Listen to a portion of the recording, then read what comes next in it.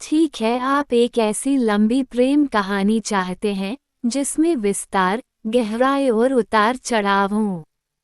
मैं आपको एक पूरी उपन्यास शैली की कहानी दूंगा जिसमें संवाद, भावनाएं, संघर्ष और एक मजबूत अंत होगा। मोहब्बत की वो अधूरी दास्तां। पहला पड़ाव, मुलाकात।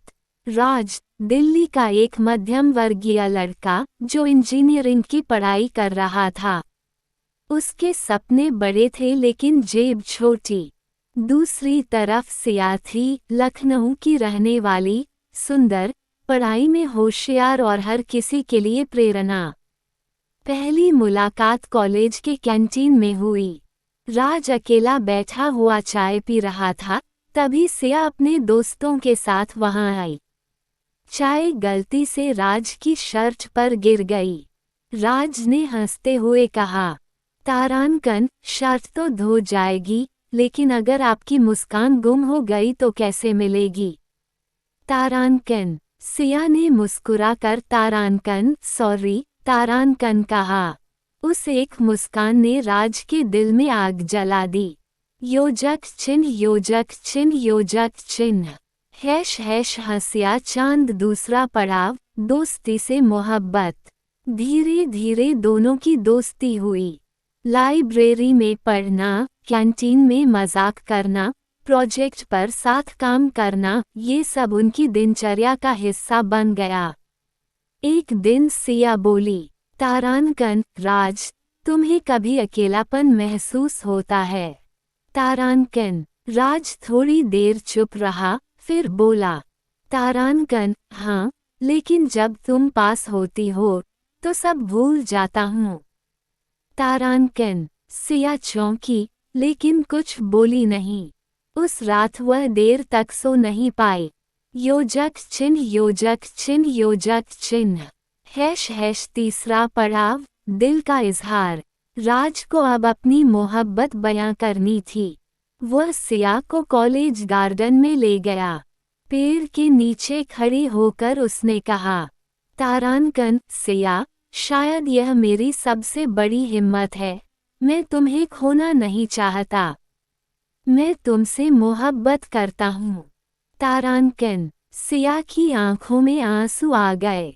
उसने धीरे से कहा, तारांकन, राज, तुम देर कर चुके हो, पापा ने मेरी शादी पक्की कर दी है।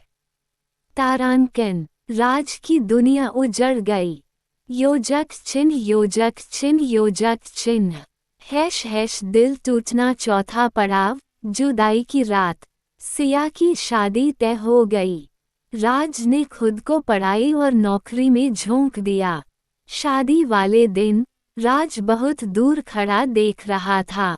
वह चाहता था कि चिल्लाकर कहे, तारांकन, सिया मत जाओ। तारांकन, लेकिन उसने चुपचाप अपने आंसू पी लिए। योजक चिन्ह। हैश 5वां पड़ाव, किस्मत का खेल। साल बीत गए। राज अब एक सफल इंजीनियर बन चुका था। एक कॉन्फ्रेंस के लिए लखनऊ आया। वहीं होटल की लॉबी में उसने एक चेहरा देखा, वही आंखें, वही मुस्कान, सिया। लेकिन अब वह अकेली थी। राज ने धीरे से पूछा, तारांकन, सिया, कैसी हो? तारांकन, सिया की आंखें भर आईं। तारांकन, तुम्हारे बिना कभी ठीक नहीं रही। शादी टूट गई, शायद किस्मत हमें फिर से मिलाना चाहती है। तारांकन, योजक चिन्ह। हैश गुलाब। छठा पड़ाव, अधूरी दास्तान का पूरा होना। इस बार राज ने उसका हाथ पकड़ लिया और बोला, तारांकन, पिछली बार मैंने तुम्हें खो दिया था, लेकिन इस बार नहीं। तारांकन, सिया रोते हुए हंस पड़ी। दोनों ने अपने जख्मों को भुलाकर एक नई शुरुआत की। योजक चिन्ह। सीख, सच्चा प्यार देर से मिलता है, लेकिन अगर दिल साफ हो तो वह कभी अधूरा नहीं रहता। योजक चिन्ह।